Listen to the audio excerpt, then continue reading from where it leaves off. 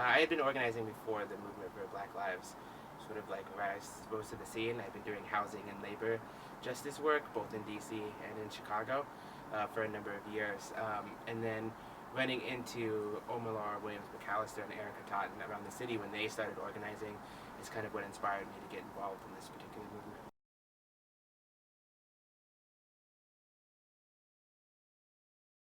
Yeah, Black Joy Sunday stems out of an earlier gathering we had that was If We Ain't Safe in Church. And it arose out of the AME shootings in the Carolinas where I saw a lot of my friends who, even though they had complicated relationships with the black church, kind of felt like if we're not safe in church, where can we be safe?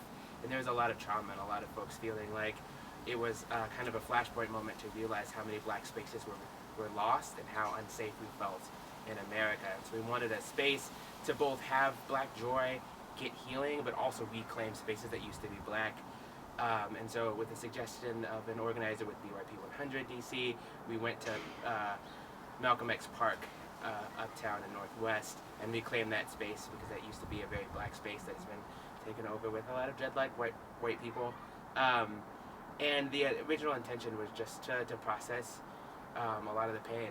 And then I think as we did that consistently and we got into a healthier space as organizers, we realized that we didn't want to just talk about trauma all the time, but we still wanted to reclaim black space. And so Erica, also in part because the hashtag was really long, Erica was like, why don't we just call it Black Joy Sundays? And so it's been slowly evolving where there's like a little bit of healing in the beginning and really just talking about joy and black girl magic and what it means to be black in America at the time and really celebrating it and building a community.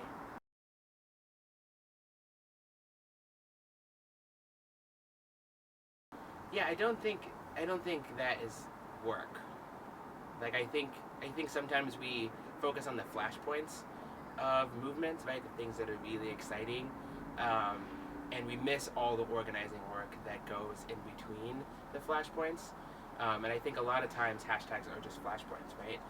But I think if you follow sort of like Black Twitter, you'll also see hashtags being used as actual ground building work, and you see conversations and analysis being built.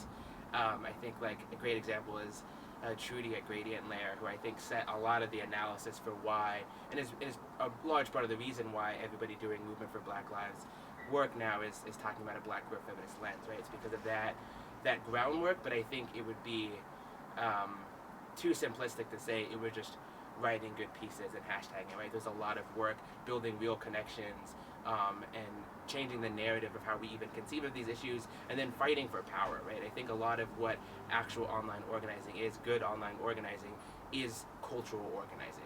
And the way we sort of think about it is there's kind of two struggles, right? There's the cultural struggle and the cultural obstacles that create disempowered narratives for black folk in America, and then there's institutions that are informed by that culture and also reinforce and create that culture, which are institutional barriers. So mass incarceration is an institutional barrier. The police set up a lot of institutional barriers, and what we see time and time again is that folks really push against these barriers to desegregate specific places, but because the culture didn't change, the culture just raises a new institution that's very similar, right? And so you get slavery to Jim Crow, and to kind of where we're at now, which is, I think, having this myth of integration, right? That like we're in this post-racial society, which is very not true because we didn't do all the work to have the cultural change that we needed, and sometimes the cultural change happened in these really echo chambery ways, and it didn't really diffuse.